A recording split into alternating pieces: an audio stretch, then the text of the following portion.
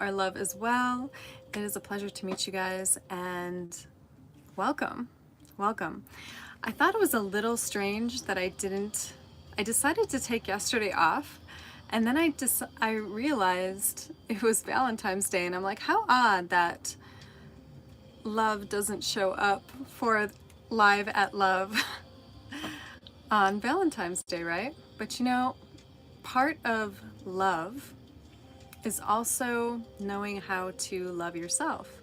And when it's time to love yourself, when it's time to give yourself self-care, right? And that was one of those days. I was like, I'm not doing any tech and I'm going for a bike ride. A bike ride around a lake, a place that I was at earlier in the week, and I kind of walked around, and someone later told me that there was this circular path that goes around, not exactly circular, but it loops from where I began to, yeah, like a little journey and then back again, right? So I was excited to be able to do that on Valentine's Day. And then after that, I asked myself, how else can I bring love to myself these days? Like for this day and all days, but for this day in particular, when everybody's feeling that love, not everybody, but a lot of people are feeling that love.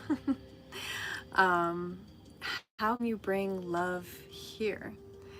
And I was like, all right, so I'm feeling it. There's a couple things in my field that I'm like, all right, one thing is to make a really amazing egg sandwich. I don't have eggs very often, so I'm like, yes, egg sandwich for me after the bike ride. Another way after that was to, I don't get cheese very often, and I was like, you know what? I had it offered to me for someone to make me a cheese quesadilla. I'm gonna have to wait on that because I'm already full, but it will come later, right?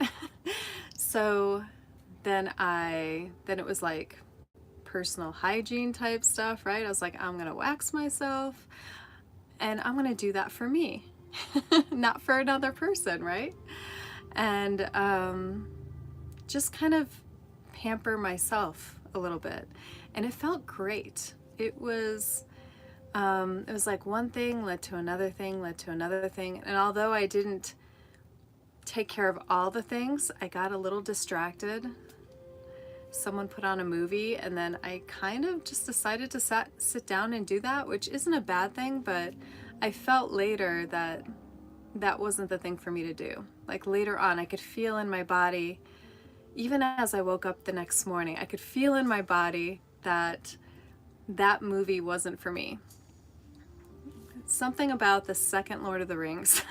The first Lord of the Rings, I'm feeling it, like I'm into all the magic of the Shire and the magician and everything. The second one, a bit more warlike, right? Totally different energy. Still a good movie, but totally different energy. And so I watched that yesterday and I was like, okay.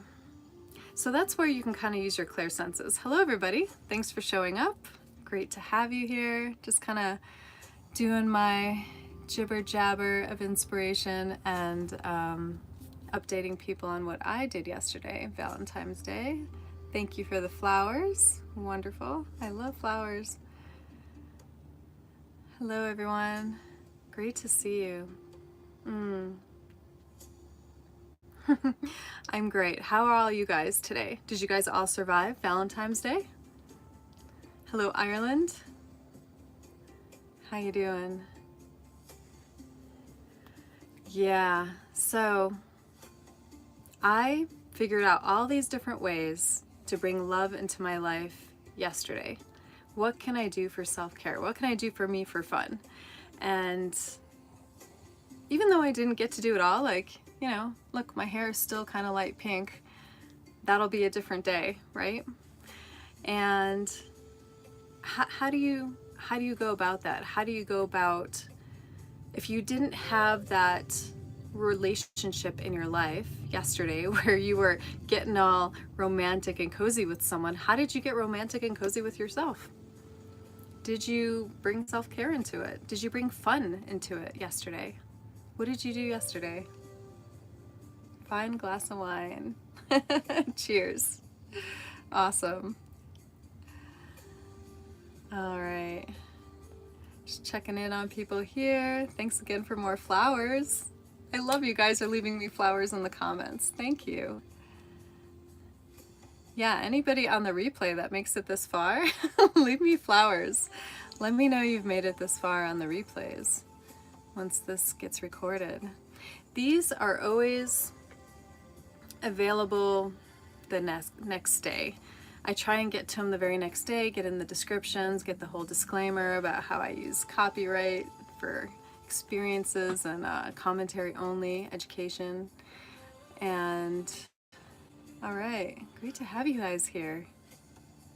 We've got a frequency playing in the background that has to do with something that came in twice this morning. So the breath work that we do on this channel when we breathe together is a kind of a breathing in, a holding at the top of a sacred pause, and then releasing that breath fully, and then holding and pausing at the bottom of the breath. And it was actually my mom that sent me this morning. She was telling me about this special breath that is done in Tibet. And as I was checking into the details, I'm like, wow, I already bring that to my community on YouTube.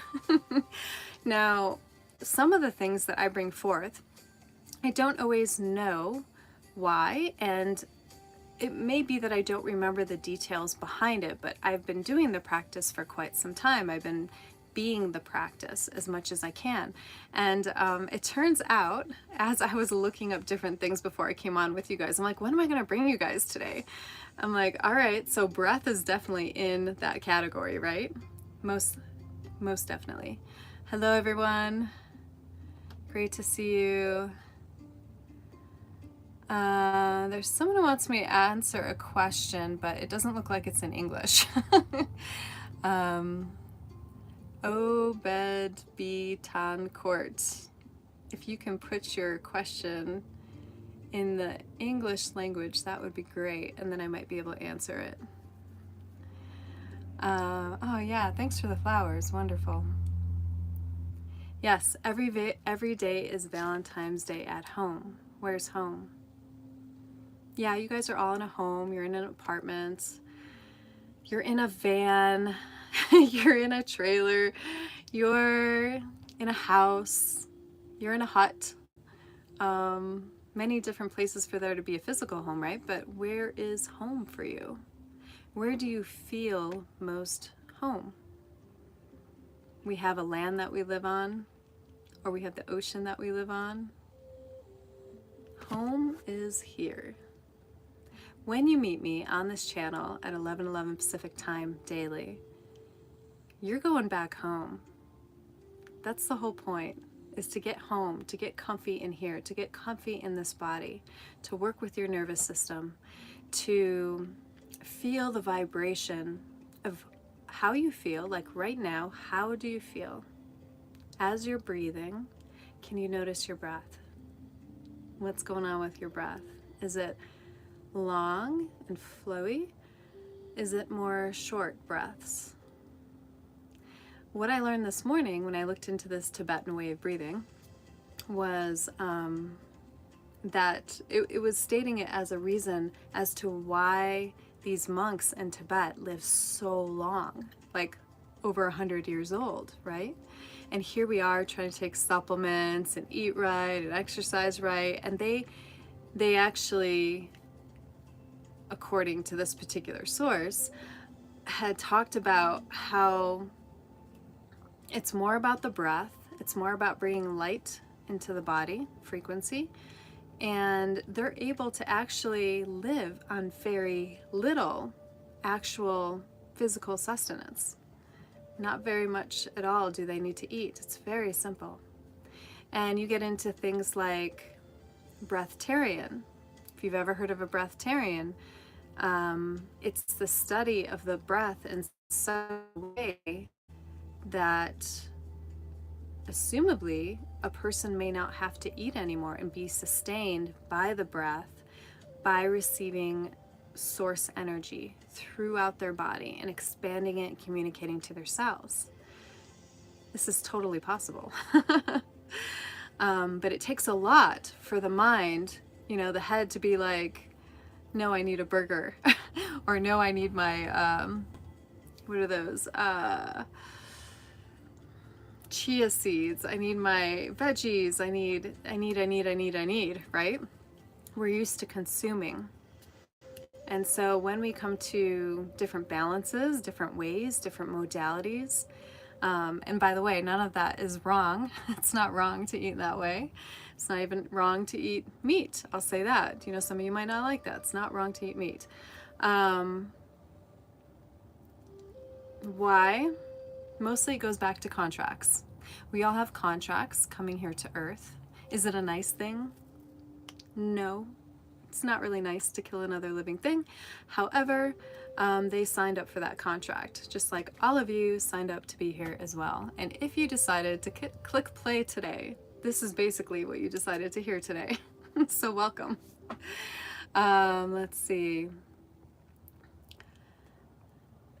Yes, the 4-7-8 breathing, exactly. So that's what came up. And as I was looking for a frequency for you guys, I looked up the vagus nerve was coming up and how the vagus nerve works, what we notice in our bodies. If the vagus nerve is out of whack, I will tell you what I noticed in mine years ago. It was a lack of being able to sleep, and it had to do with anxiousness, anxiety, different bouts of depression would sneak in occasionally and sneak out occasionally, and it would depend on like how long that lasted and how much that felt like.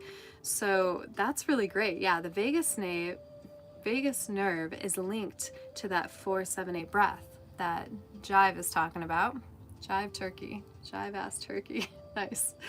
And so I brought it up. I wanted to give you guys a little bit of education on it if you're not sure what the vagus nerve is all about. I don't know why I want to call it a nave instead of a nerve. Strange. Anyway, when the vagus nerve has a bit of irritation happening, it can affect different things: the immune system, the neurological system, the psychological system, digestion. You know, what is going in your digestion going on is really important, because your gut is called your second brain. So if your digestion is not doing well, if you're not eating foods that help and assist your digestion, and eat them in ways that allows nutrients to enter the body, we kind of have a problem, right? Why? Because even though we are not this body, we are still having this experience through this physical body, right? All right, I'm going to see if there are any questions. Let's see. Are there any questions? If you have any questions and related to what I'm talking about, or a different topic that is related to energy work, feel free to ask. If you've had something in your experience happen recently and you weren't sure how to handle it, put that in there. Yeah, your physical feelings, your emotions can affect your physical health. We have a choice in every now moment as to how we respond to something. Do we need to respond in a fight, flight, freeze, or fawn? Or can we get really present with our breath? Can we get in our body and not react, but respond to whatever's happening? So those are the things that can happen. Common signs, which, you know, for many people, anxiety, fading, dizziness, fluctuations in blood pressure, right? Constipation, bloating, difficulty swallowing. This is interesting, the difficulty swallowing. I think the vagus, yeah, is the vagus nerve somewhere in this area? I've never actually looked at a map of the body recently. So that ability, I had a friend tell me the other day, they overheard a conversation with me and another on the phone. And through that conversation, I was doing really well at staying calm. of allowing them to be like heard, like speak what they were going to speak. But when I would try and talk, they would interrupt me, right? To the point where I had to finally say, hey, is it my turn yet? Is there anything else you'd like to say, right? And then they finished, and then I was like, okay, so I'm good to go then. And they were like, yeah. And I'm like, great. And as I spoke, she noticed that my voice got more and more hoarse. And she pointed out, she's like, I didn't mean to overhear, but it sounded like the more you were talking about the subject, the more your voice was like closing up. And I was like, yeah, I could feel it. I could feel it. And I was like, I think that's from years of not speaking up, of being afraid of like the kickback I would get emotionally if I were just to be me and say exactly what I felt, right? Not in a way to put someone down, but if I were just to be me and be able to give my point of view, right? Each one of us has our own point of view. All right. My Valentine's Day was amazing, guys. I did everything for me to just, yeah, love me. In fact, here's a fun thing. I went to a silent disco, kind of 2 days before, and I got to solely dance for me. I mean, of course, I always just dance for me, like for fun. I'm out and it's fun, but there's always an aspect of, you guys will probably get theirs. We're kind of in this place sometimes where we're trying to entertain people. We're also rewarded by recognition, right? So like when you're dancing and someone's like, you can see someone's enjoying like the movement out on the dance floor, or you make eye contact, right? And you end up dancing with another person that's near you, and you play off their moves, they play off your moves, and it's a collaboration of dance, right? I didn't get that at all. I'm like, wow, this is different. I got these headphones on and I'm solely, this music is only for me. Now other people are listening to this music possibly, but I was like, this is different. This is me, even like, there's no performance needed. I don't know if you guys get this, but ladies, we get this a lot where there's like a performance kind of expected from us. And that is in many different areas in life. I once had this beautiful person in the middle of us all getting hot and heavy. And it was an amazing moment because they looked at me. They kind of stopped everything. They held, they like held this space for me that was just incredible. They stopped, they like paused everything because they noticed something. And it's kind of making me a little teary-eyed because it made me so happy that someone pointed out that to me, and that I was like, wow, I've just been released of that completely. And so, yeah, I was getting hot and heavy with someone. I'm like totally in love, loving on them. And they paused and they looked at me and they said, you don't have to do that. You don't have to, what would it be called? It was basically like a performance that came along with the whole making love to someone, right? A lot of us will make love to another person very similarly to how we think we've seen it done in movies. You know, I'm not even talking porn movies. I'm talking just regular run-of-the-mill movies that are out there where they show romantic scenes and they show people like going through all the motions, like all the motions from the time that like gets all hot and heavy to like the next phase of foreplay, right? You know, before, and then they show like after, right, as well. But they show all these beginnings, and now they show even more these days.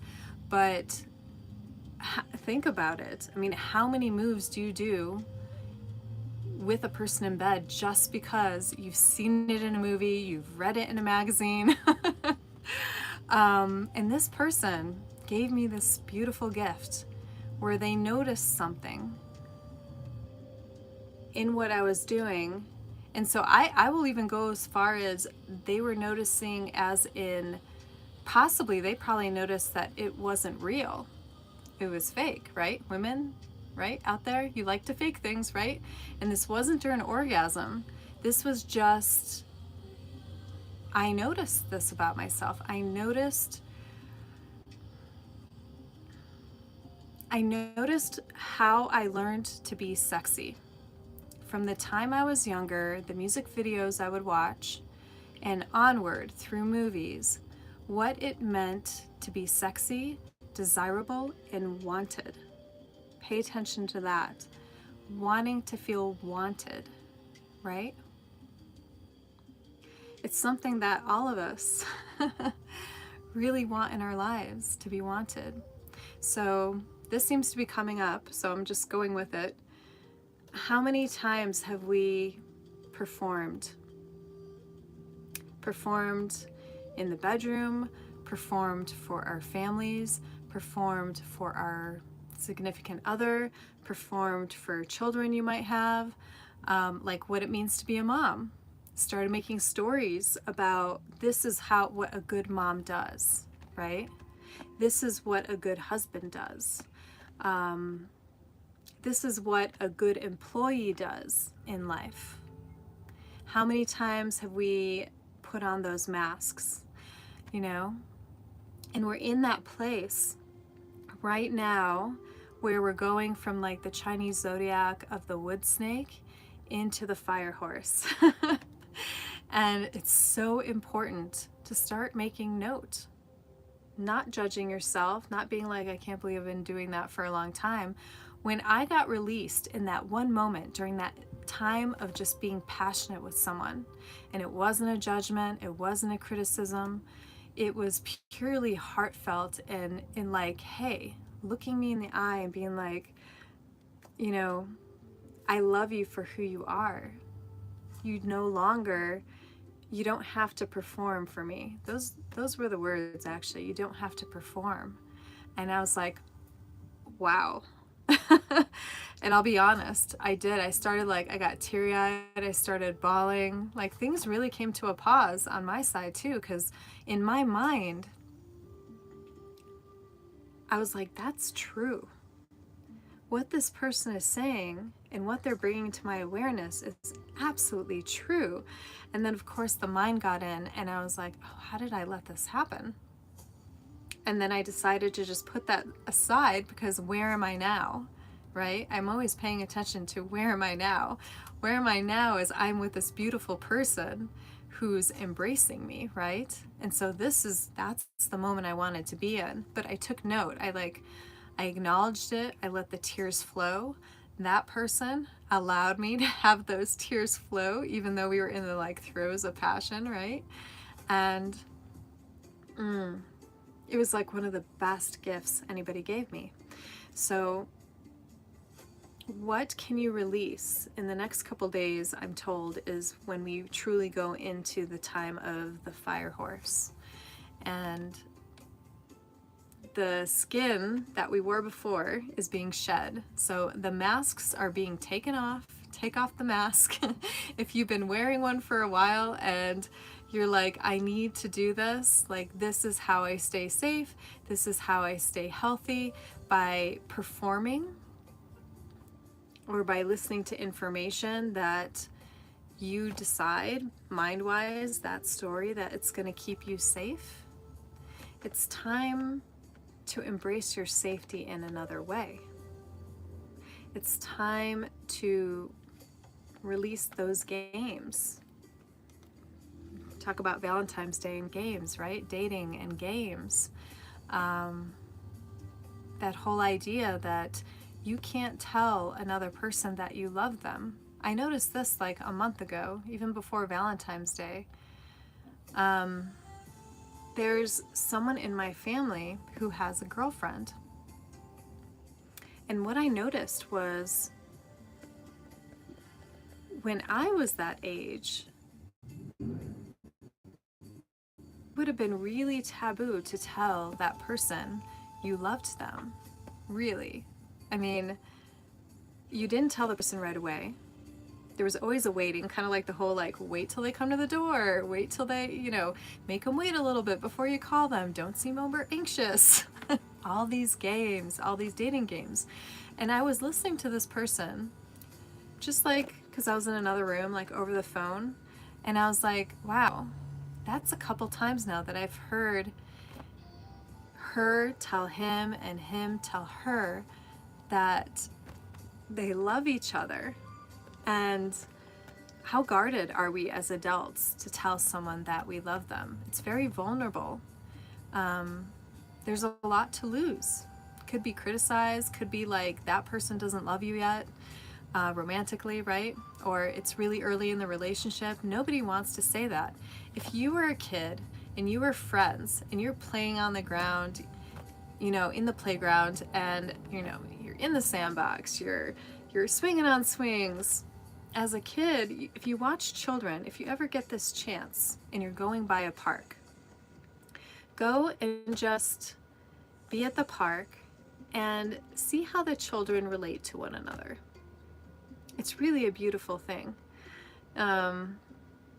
because they have so much. It's all about fun. It's all about acceptance. It's all about, hey, I'm playing tag. Do you want to play tag? Okay, let's play tag. Let's see if we can get more people and play tag. And then the really young ones, when they leave, they often give that new friend a hug before they leave. Could you imagine if adults did that? If they just met each other, you know, somewhere, and said, hey, it was really nice to meet you. And, you know, hey, can I give you a hug? Goodbye. It might seem out of place, right? So I'm going to take a look at the comments real quick.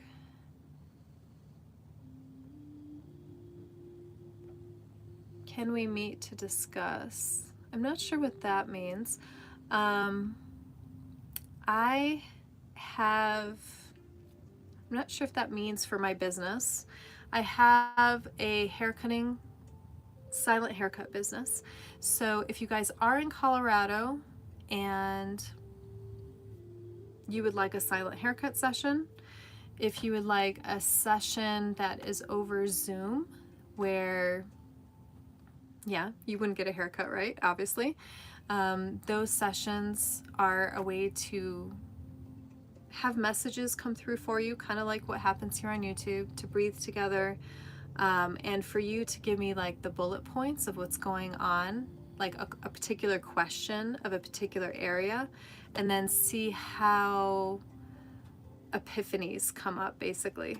It's a way that I create a space for epiphanies to be revealed to others. It's always you guys doing all the work, but I create the space in which certain questions come up. I listen with my heart. It's a heart connection, and then, yeah, lots of things come up, and it's different for everybody. So if you'd like a session like that, because I do not have my website set up entirely yet, I'm actually like working on one basic page to kind of do a lot of stuff to get things going. So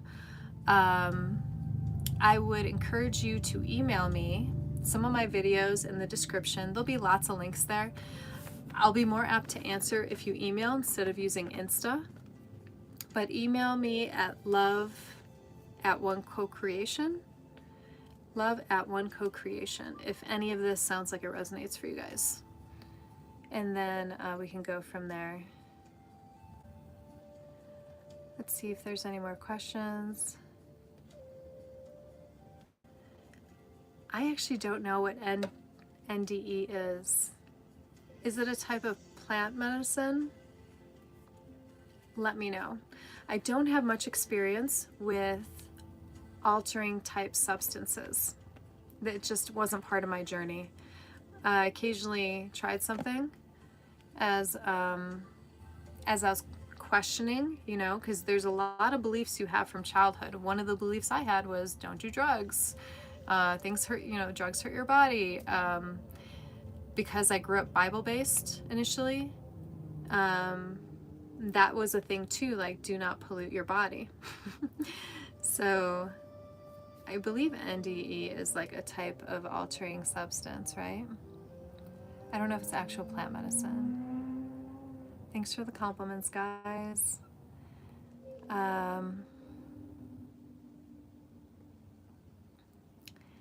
We have someone that bought their wife jewelry for Valentine's Day so that she would leave him alone.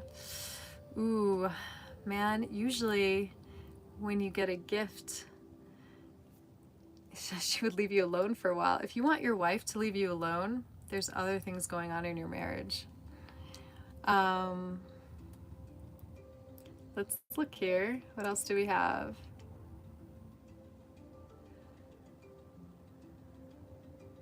Yeah, moments of bliss are amazing. Just taking a quick gander here. Yes, it is very... So you can love someone without loving yourself. However, it's going to be a codependent relationship when we talk about love. Love is meant to be interdependent. So when it becomes codependent is when you're more or less relying on that one person to either love or bring love to you or nurture you, or you're relying on them even maybe to bring friends into your life instead of you going out there and also making friends, and then having experiences and then both people coming back and sharing their experiences. There are reasons why, like when people get married for a long period of time, why things start to get dull and dissipate. It's not the sex, really. It's everything before that. It's the taking for granted. It's the emotional detachment. It's the not doing anything new. It's the not doing anything new for yourself. When you don't do anything new for yourself, there's nothing that gets brought back to the relationship to be able to share in different ways and then be able to do, you know, come together as a couple.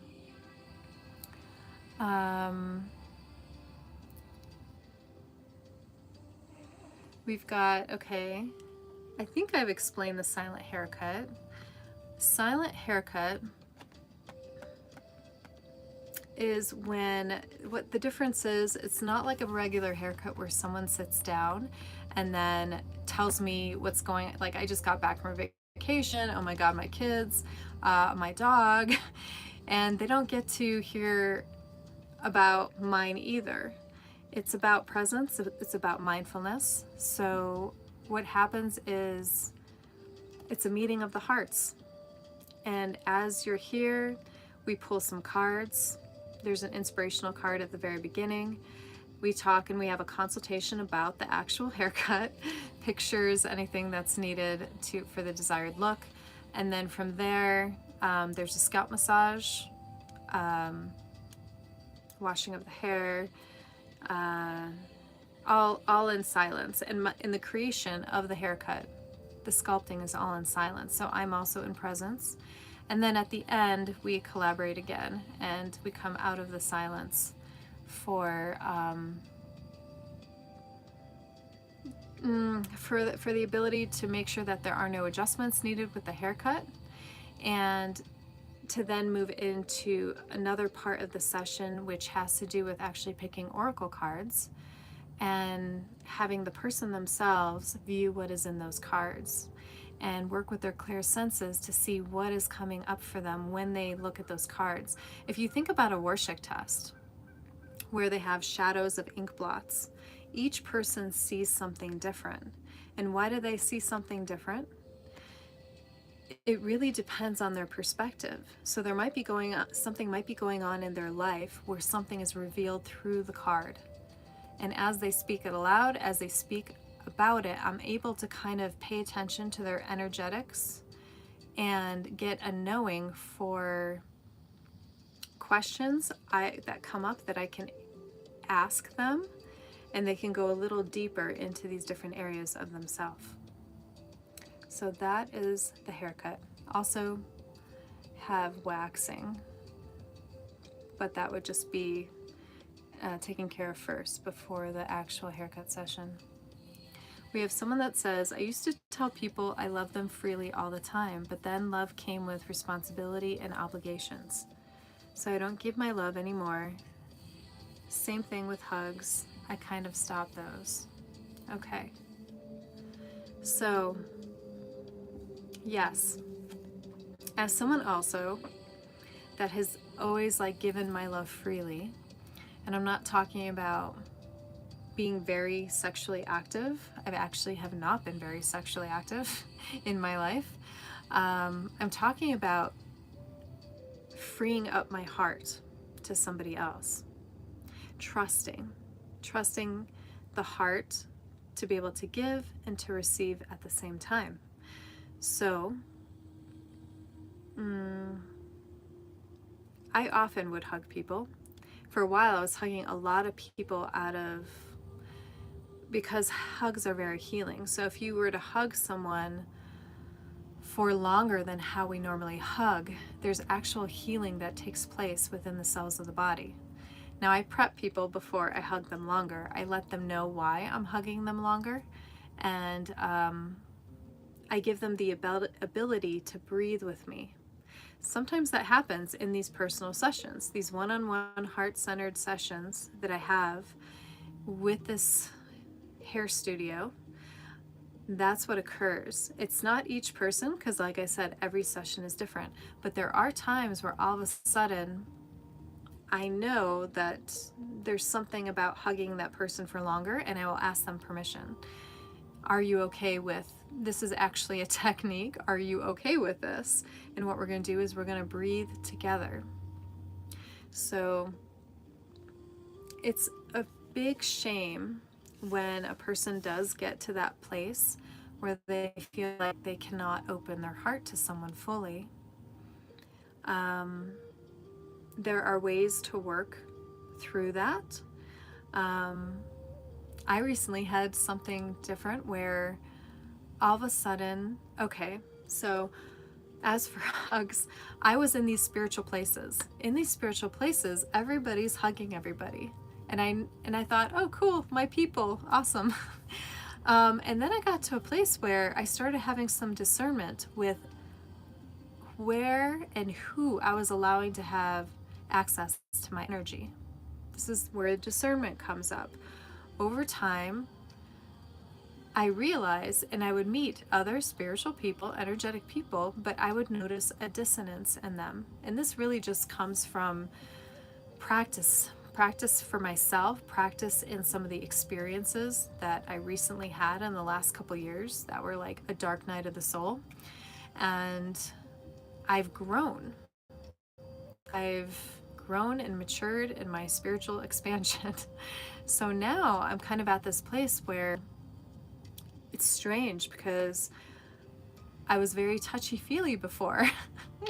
And I've kind of put a boundary on the touchy-feely for myself and for others. And it's not easy because as a former people pleaser, I knew that people enjoyed the touchy-feely. And I didn't see anything wrong with it. I still don't see anything wrong with it now, but now I'm putting in a boundary. And I'm asking myself currently, I asked myself the other day, I was having a discussion with someone, is that boundary a healthy one? Or am I also putting that boundary there to not feel hurt? And when I asked the question, the truth is, yes, love, pleased to meet you, has some tendency now because of that past wound. I'm curious. I'm like, am I afraid to fall in love with someone? And there's kind of a yes there, but there's also a no. So what that means is that I'm slowly moving through it now that I've acknowledged it, and I know why. I absolutely know why. Now I have to find a balanced form of that between the touchy-feely and the actually falling in love with someone, right? So yeah, that's some of the work I'm working on right now. And there's just different ways. A lot of it has to do with acknowledgement and then deciding do I need to live that way? Someone can decide that they're afraid of love, and they can literally decide that they're not going to let anyone in close enough to fall in love with them, or only let them close in enough to sleep with them, and then carry on with their way, right? Or enough to actually move in with them or go over to that person's house, but not actually commit fully. Like, not really want to get married if the other person feels like they want to get married someday. That's where you get like super long engagements, right? There's that fear of committing. There's a fear of like even having children, right? That things change. And these are all stories. They're all stories that come up in our head. They come up through programming and like our way that we grow up in life. And lucky us, right? Lucky you, lucky me that we get to go through this change, this expansion, and leave some of that old behind that really doesn't serve us. Because really, if I were to ask you, does it feel good not to love fully? Like, does it feel good to hold yourself back in the aspect of commitment, in the aspect of not trusting? Does it feel good? And you might say, well, it keeps me safe, or you just never know. But the only way that you ever know that you can open your heart to another is really to be in relationship with another. And trust, right? It's a vulnerable place to be. Can we be vulnerable? Like I said the other day, there were these techniques coming in about working with the mind and working with the heart. This particular, both of these two channels that I had found, or I would say were being led to me, because that's what happens, had to do with like looking up certain things. And it was, if you can bring into your world something called, they called it VIEW. That was their acronym for it. And it had to do with vulnerability, had to do with impartiality, empathy, and wonder. I'll say that one more time. Vulnerability, impartiality, empathy, and wonder. If you could pick one of those things and apply it in your life for a time, like say you're like, you know what, I really like wonder. I'm going to decide to live in wonderment for the next week. What would that look like? What does it mean to have impartiality? That one threw me for a little bit of a loop. To be impartial, I always thought really meant to not be this way or that way, sort of. And someone brought up, like, how would anything be done in the world if nobody made a decision? If nobody made like a, this is the way to go decision. And part of the impartiality had to do with, I believe, not having judgment, not criticizing either yourself or others, being impartial in different ways in your life would be, to me, kind of a neutrality, keeping it neutral. And keeping it neutral allows a person to, it allows them that centeredness, and that's through the mind. I always show you guys how to get neutral through the breath, right? 4-7-8 thing that I didn't really know like all the details behind the vagus nerve, but I did know that it comes down the system, the nervous system, and makes a person more efficient in the doing that they're doing every day, the different tasks, you know, whether that's brushing your teeth, you know, taking a shower, taking care of other people. There's can it be done in a neutral way? Or is there a control factor that you notice comes in where you have to control everything? I had a little control happening with me yesterday because I was trying to take care of family members that maybe wanted to go do something, and I was made aware of their plans, but it wasn't really a plan. And then I knew I had this bike ride going on And I noticed myself kind of controlling, like I was making it known, hey, we have to pay attention to when we have to get back. And the other person was like, well, I'm not going to make plans around my stuff just because this person has to get things done. And I was feeling a little bit of a dedication because these other plans were made first, right? And after a while, I decided to let it go and just hold and trust that the amount of time it would take me to do the bike ride would all work out fine with the plans that were already going on somewhere else. So that was me having to calm down, realize that, hey, love, there's a little control factor there, and there's a little savior factor there where you want to help or please this person so much to help them out with whatever they have going on, right? And we always think we're just being nice, right? And we are being nice. But notice the patterns. I had a pattern of control, possibly people-pleasing, and what was the other one? Yeah, well, you know, you get the idea, right? So notice patterns within yourself in your day as you go along your way. There I am rhyming again. I do love poetry. Yeah, it's really important to tell another person you love them. It really is. That's why I tell you guys, I love you. Not everybody has someone in their life telling them that they're loved, that they're wanted, that I'm here for you, right? I'm here for you. And you could be like, well, yeah, but you're really only here for me at this time every day. Yeah, maybe so. But isn't that something? Isn't that something more than not having that in your life? Than not deciding to have this connection here, but also the connection here with yourself. All right. I'm just going to introduce I Am Love. For those of you who are new here, pleased to meet you. It's a pleasure to have you here. Yeah. So the only way to not be afraid of something like love or anything else is to actually allow yourself there. And maybe love's too big.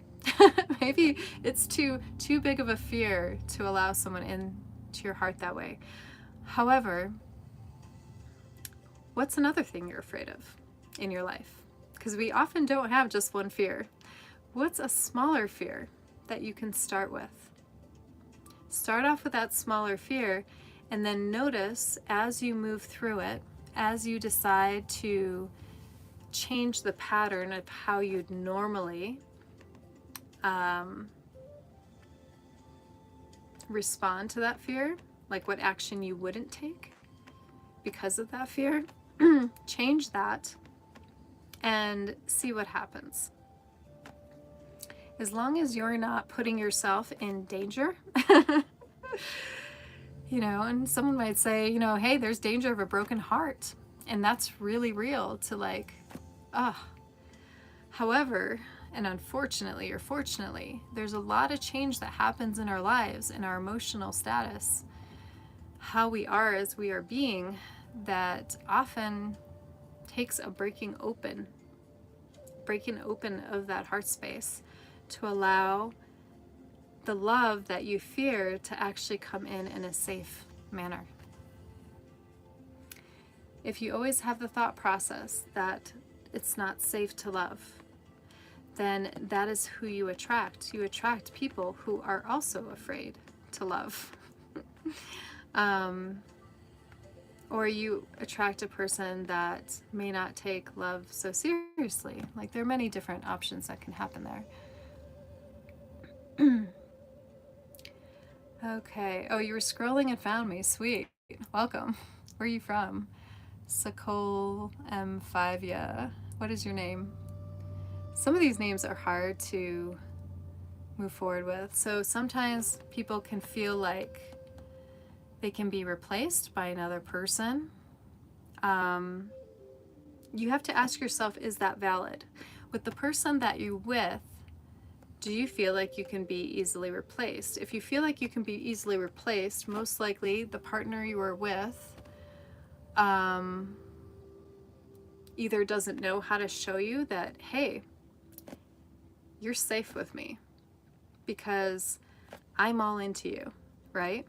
If you're not getting an I'm all into you kind of feeling, it's possible that person is wondering about other people or having other options.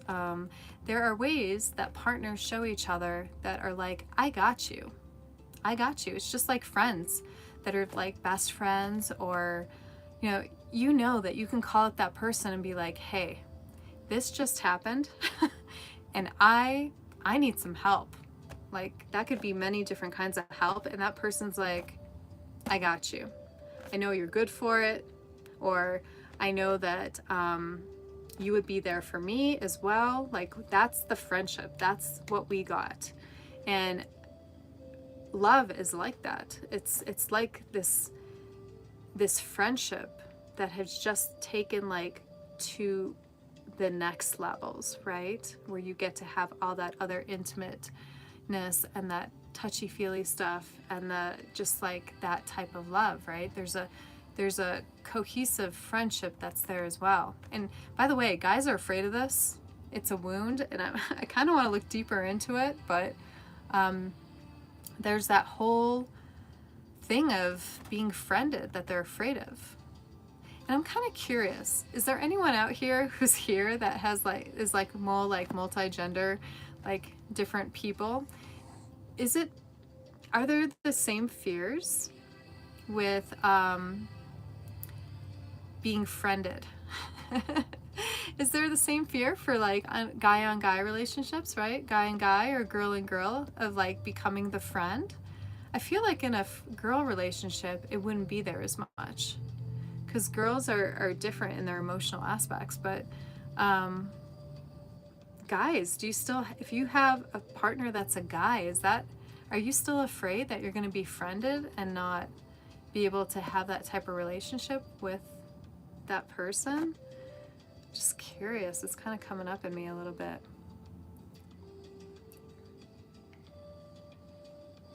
We got people who are going to have Harry Potter weddings. Awesome. That would be fun. All right. Men wear their hearts on their outside. They talk about that. Men wearing their hearts on their sleeve. My sweet smile came from my grandmother. I'm the only one after her to have dimples. Thank you, Grandma. Yes, turning to prayer, turning to meditation, turning to ascended masters can help you. Who do you connect with? Besides you, do you also connect with the divine? Angelics, dragons, fairies, Yeshua, also known as Jesus, his beloved mother, right? Mother Mary, also known as Mary Anna. Jesus had an amazing grandmother. In the beginning, there was this amazing grandmother. See, grandmothers are coming up again. Maybe we're getting a little into ancestors. Ancestors might be with us at this time, like while we're talking. Okay.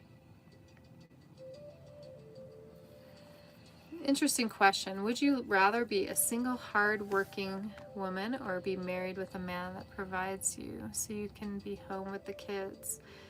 That is purely a personal preference, really. That preference has changed for me over time. So, real briefly, I'll touch on that subject. I was in a place with parents that both worked. I was also in a place where I got to see those parents really love each other and really bump heads, we'll call it that, immensely. They didn't swear at each other, which was fantastic, but the way that they put each other down and criticized and judged was like, whoa, for a kid to see. And so when I think back on it, in the beginning, here we go, in the beginning again. In the beginning, I saw my mom put down, she was a working mother. She actually had a higher income. But I saw and she did all the mom things of like preparing food and making sure that we weren't eating a lot of outside food. Polish background. Dziękuję. Jak się masz? And because of the way I saw my father treat her at times, put her down for being what looked like feminine, which then I started to see as feminine being weak. Because I saw it was weak possibly to be feminine, even though my mom was a strong person, it was really strange. I had this closeness with my dad. And even though I saw my mom was strong and that my mom did a lot, I mean, she worked a full-time job and she prepared meals and she kept the house like super crystal clear. All while only asking help from us children occasionally on the weekends. I saw women as weak. And because of that, I decided at some point as a kid to cater more to my dad's way of thinking on it. I didn't want him to be disappointed in me because why? He didn't have any sons. He had me and he had my sister. And so there was something about, I overheard him telling another person that I was the son he never had because he saw my mom as weak and not being able to do different things that he would ask her to do, and he'd get irritated and be like, come on, hand me that thing, you know, or hold it tight with this tool so that I can do this, and then it would slip and maybe it didn't occur and she would get criticized for it. I was making sure that I learned and I watched everything my dad did, so I became very handy. And then I became I loved to climb trees, so I kept doing all things boy. I also like to do things girl, but I really put emphasis on all things boy, and I carried that through high school. Through many, many years, I didn't have girl friends. I had guy friends I hung out with. Because I had guy friends, that ended up being really good because it gave me discernment. I could hear guy talk. I could hear how guys spoke about the women they were with, right? I knew who was a friend and who was potential for something more. And I could all tell just by these conversations that I was a part of. So it had a negative effect on the fact that it made me think women were weak and that I shouldn't have women friends. Partially too, because I saw how gossipy women were about each other. Guys were a little bit less like that. They talk stuff, but they talk trash and they just let it out. They didn't hold it in and talk behind backs necessarily. So yeah, that's my spiel on that. And so I will say I moved from one place where I was totally self-reliant and independent, and that was a very happy, good thing for me.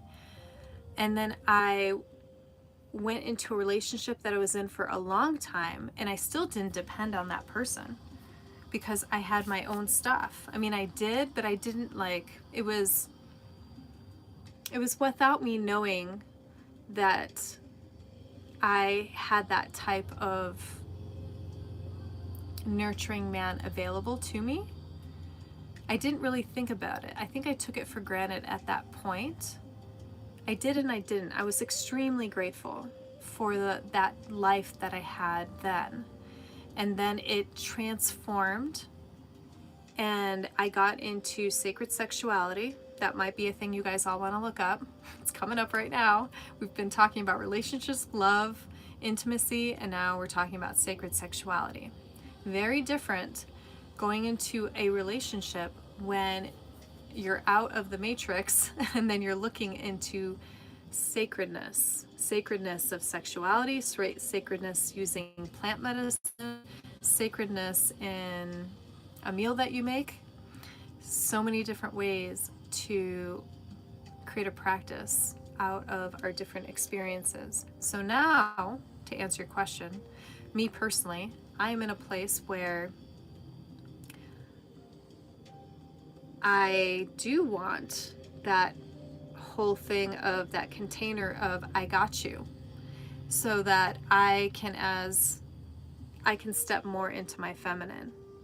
That idea of now I can provide more for others in a different way. So that might not be through kids, but that might be through volunteering. That might be through creating my own business. In these different ways, a man, it's funny, this is coming up. I was talking to someone else about this. I was talking about the dance between we'll just say feminine and masculine. Would that be the way to say it? Whatever gender you are, we all have feminine and masculine within us, and we all tend to take on a role of more towards feminine or more towards masculine. So whichever you identify with, I'm currently in a place where before I never actually looked for it. I believe that, when you're not looking for it, it just gets given to you. So before, I attracted a partner that had a good job, that actually had room for expansion and went to another job, got a new degree and went to even a higher job, and was able to be a provider, even more so for us as the container. And then I grew my own business as we went. So there's always something that someone is going to put a passion into. That could be children, that could be something else. That's kind of where I am these days on that. And I believe it's a choice. Like if a man's just saying, hey, I'm going to take care of you, and you can't work, that's totally different from saying, hey babe, you have the choice. I got you. If you would like to do something and bring extra income in, awesome too. But I just want you to know that I got you, I got us, and how we're moving forward in life. Like, how do we want to do that and talk about that? Then you have open communication. You have people on the same page. And you don't have someone being like pressed down as in you must fulfill this role, right? And the man too. He doesn't have that you must fulfill this role from his partner either. Depends on what the dynamic is in the relationship. However, is it great that a man can be a provider, a supporter? That can be done in many ways. You have fathers who are staying home these days with children, and the mom is working, right? There are different ways that you can see that, because there is a balance needed for the masculine to not move into the feminine role. Although nurturing is needed within the masculine as well, like providing for children in a different way as well. So it's up to each person to find that balance in whatever relationship they are in. Let me see if there are any other questions here. All right. I'm doing great. How you guys doing? Yes, I remember you. You're the one who gave me flowers. All right. We've been talking for about an hour.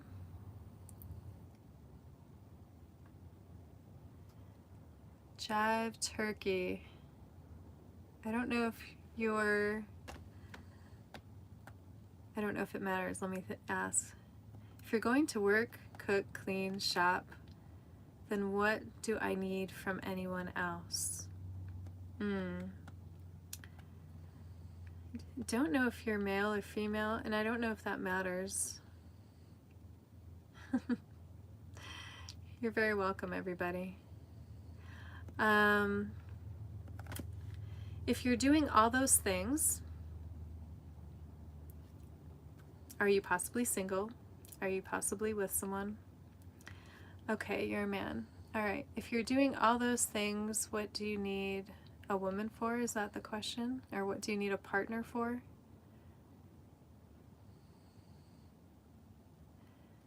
We are not meant to be alone.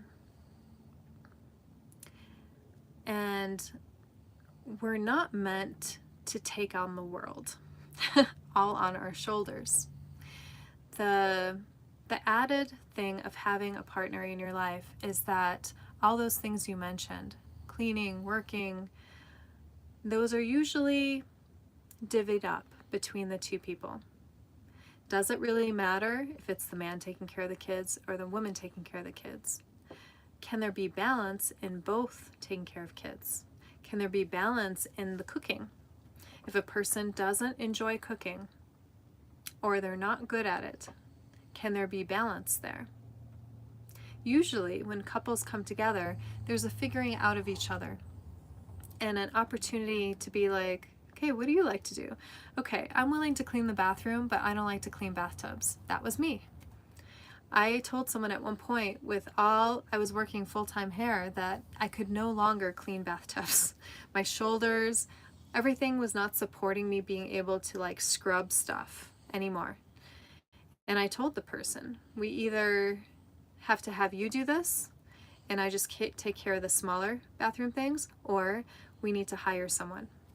Please and thank you. And you see how it goes, right?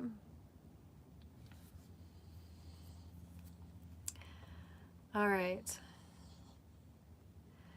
I want to take a moment and breathe, okay? Let's do that. I've been speaking a lot. It'll help me calm my nervous system. This channel isn't just for you, it's for me too. So let's breathe. I'm going to put a frequency on in the background that has to do with the vagus nerve. So pay attention to some of the things I mentioned about a vagus nerve imbalance that is not balanced and is kind of on a seesaw of sorts.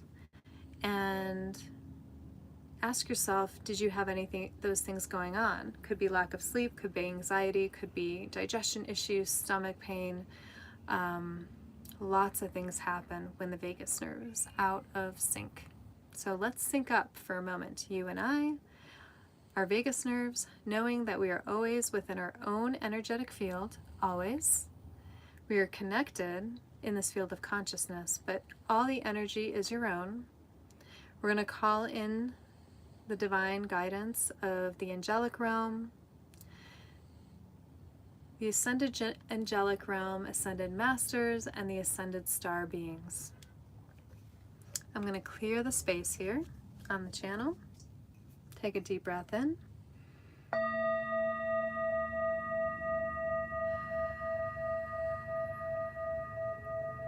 And when we breathe, I would like us to breathe from our belly, filling that up, making it all fat, and breathing, and notice that breath coming all the way and then filling the chest and expanding the chest.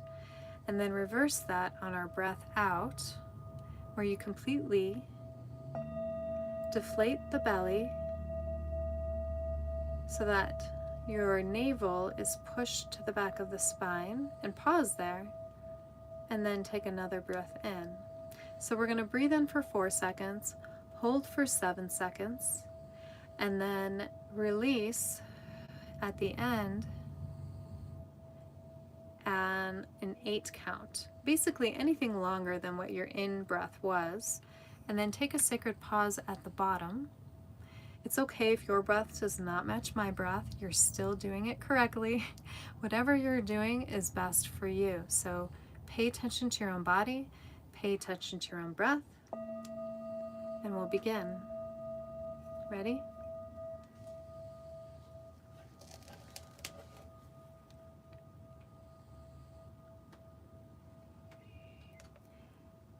This is balancing out the vagus nerve, the parasympathetic system. Feel into the frequency and breathe. This is going to be a longer live than normal, but it's okay. I enjoy answering your questions.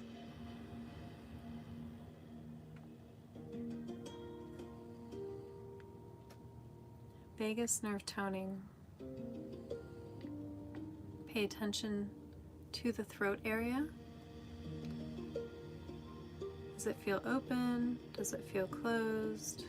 Pay attention to your heart. If you feel the need to sway, allow that to happen. Breathe in. Pause. And breathe out.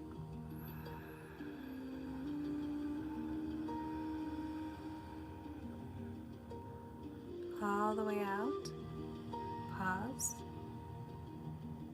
Breathe in.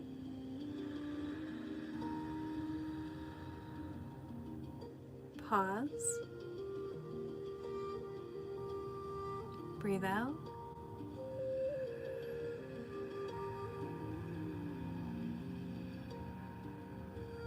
All the way out. Pause. Breathe in.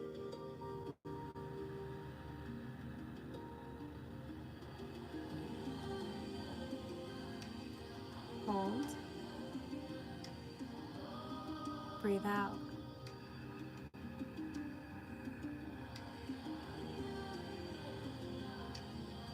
Pause. Breathe in.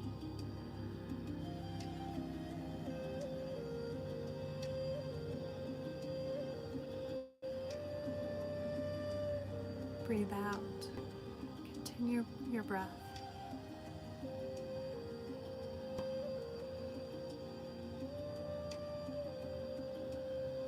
Continue the sacred pause.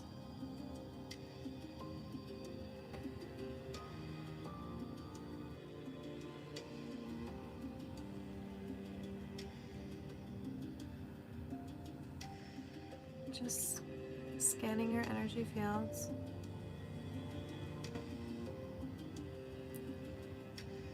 Feel some heaviness in the jaw area.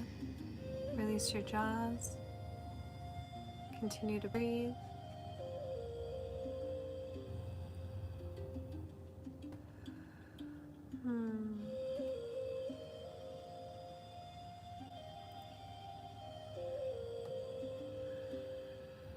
I notice a heaviness in the heart.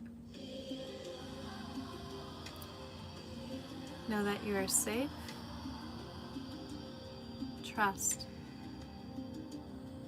Breathe. Feel. Feel into that heart. Allow it to crack open.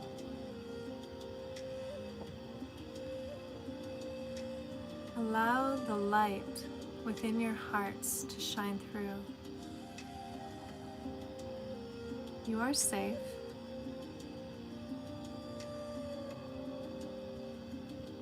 Breathe.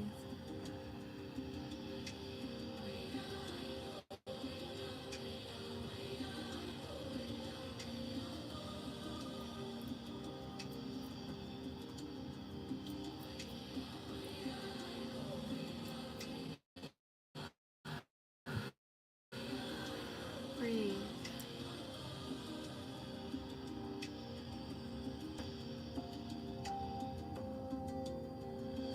This time is for you.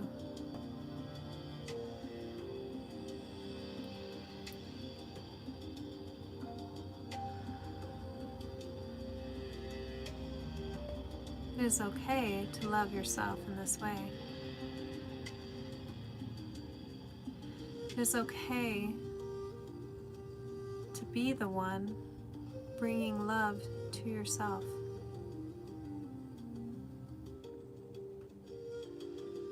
It is okay to break open and receive from another.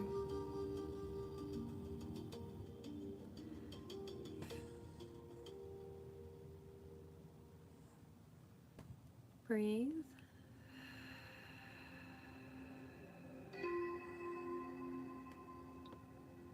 Notice the tone.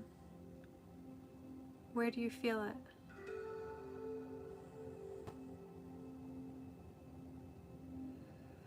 These tones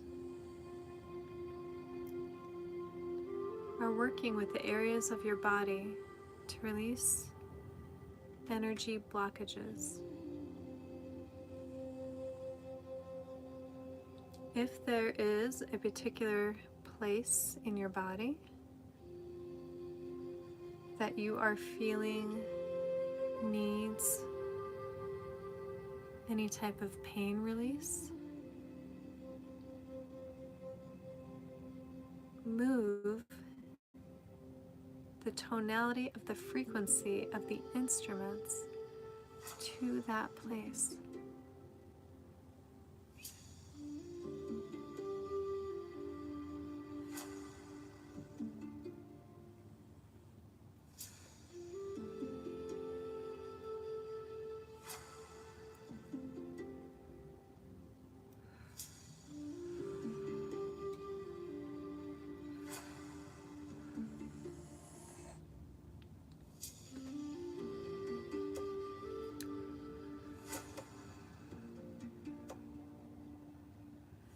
Just working in the background, continue to breathe.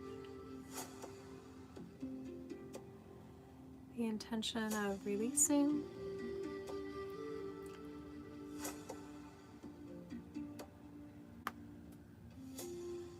of safety,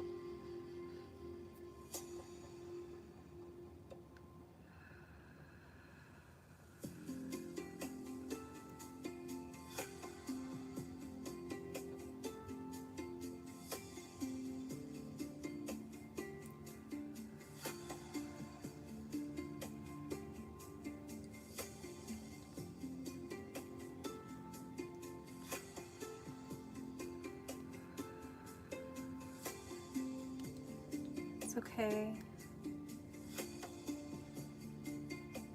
to open. Stretch your energetic fields out into the space that you are occupying. I'm helping.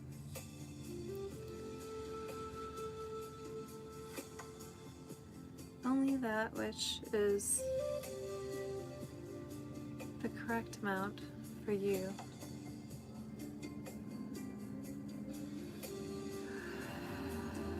If you'd like to assist, you can take a deep breath in and breathe out and expand your field on your own. On every out breath, expanding further. Freeing yourself.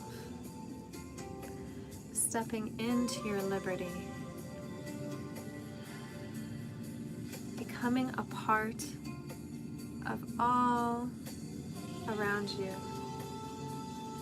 No more separation between that in which you sit on, that in which you breathe,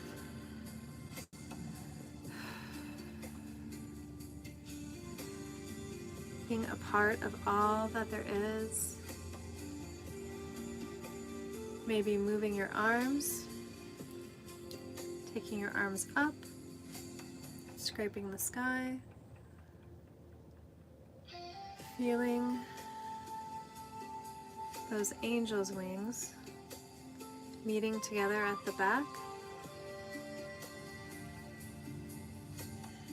Breathe, feel that heart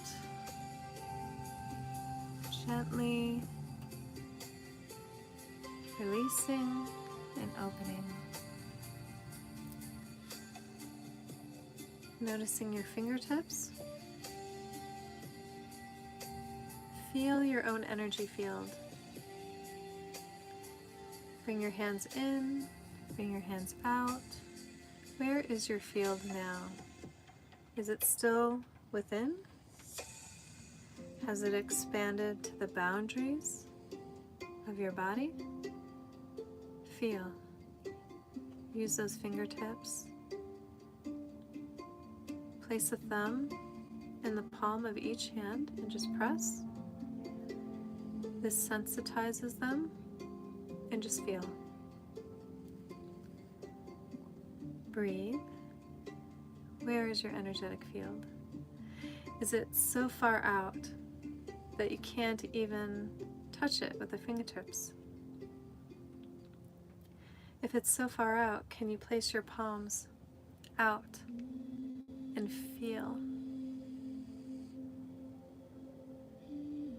Has your energy feel it spread to the town that you're in, to the city, to the province, to the state, to the continent. If not, feel free to spread out. Spread those wings. This is how you fly. You trust. You know.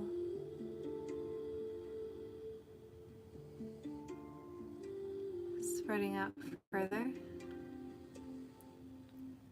to the seas, to the oceans. Can you feel the consciousness of the wind blowing between the feathers of your wings? Say hello. Can you feel the consciousness of the waters down below? Someone mentioned Harry Potter here. Imagine yourself flying through the air, but not on wings of a griffin, on your own wings, feeling the pressure of the air, holding you up, allowing you to navigate, to move this direction and that. Feel yourself flying over the oceans. Maybe you see your reflection down below. What color are you?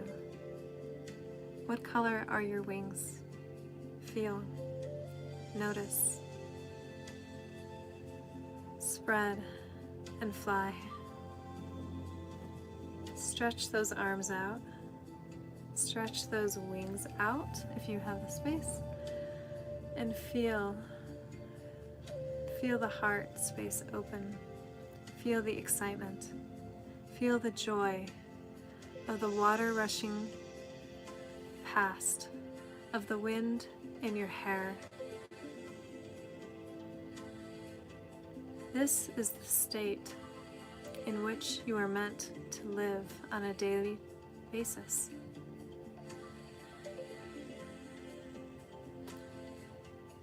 Here, you can fly fast.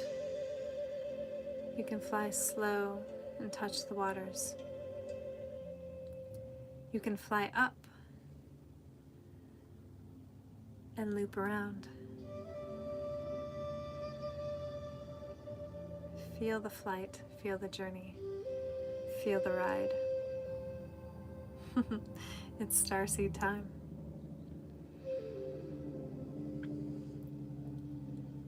And then when you're ready, find some land and come back to your feet.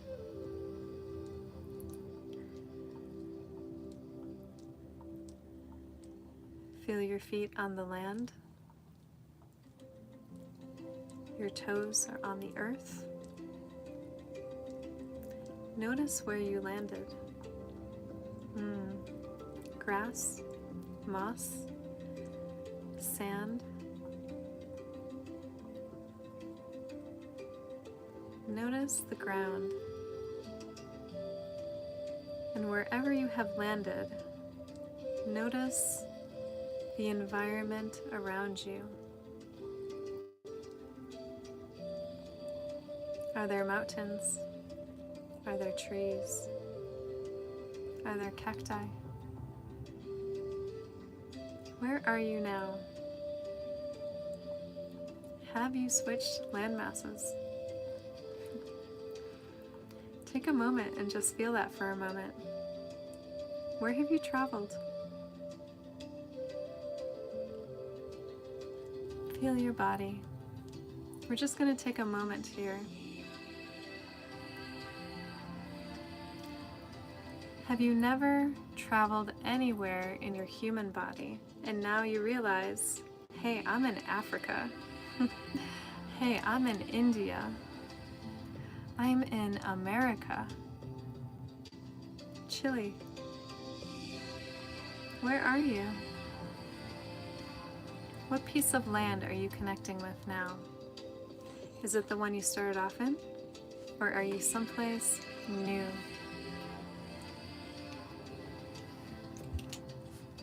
Be in joy in this place right now.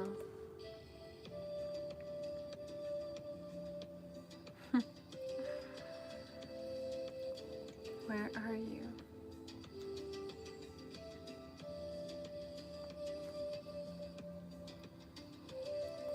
See, I bet you didn't know that you were going to be traveling today.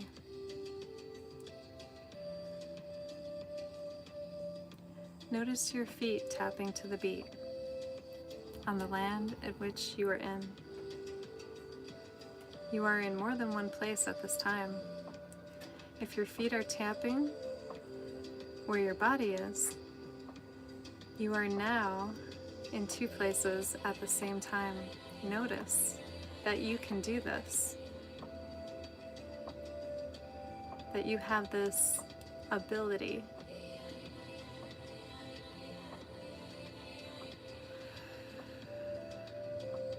Okay. I now want you to come to a place of stillness. Say a goodbye to the land you traveled to. And not really a goodbye, but I'll see you again sometime. Either in the physical or in the etheric. Take a deep breath in and a deep breath out. And feel yourself coming back to your physical body.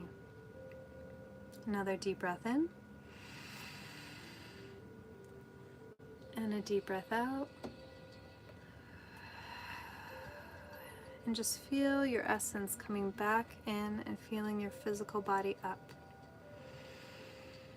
Your etheric feet now touching your physical feet. Take a little wiggle. Move your body.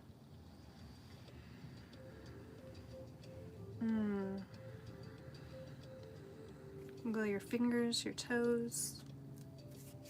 And open your eyes.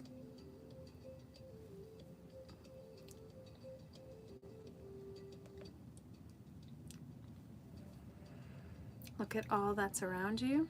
This just helps anchor your energetic self back into your physical self. Just take a note, just momentarily. What do you see around you? We're back here, we're back now. We're still feeling the feeling of the flight. We're still feeling the openness of the heart. Okay. Awesome.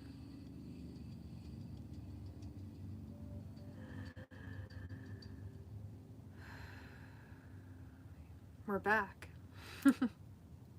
Thanks for joining me, guys, on that little etheric travel. All right, I'm going to say adieu to you and you and you. As always, I am, we are one. One breath, one light, one heart, and you are safe to open. You are safe. Trust. And see your whole world shift. I'll see you again at 11:11 Pacific time tomorrow. Thank you for joining me today. I am Love, and I love you. I love you.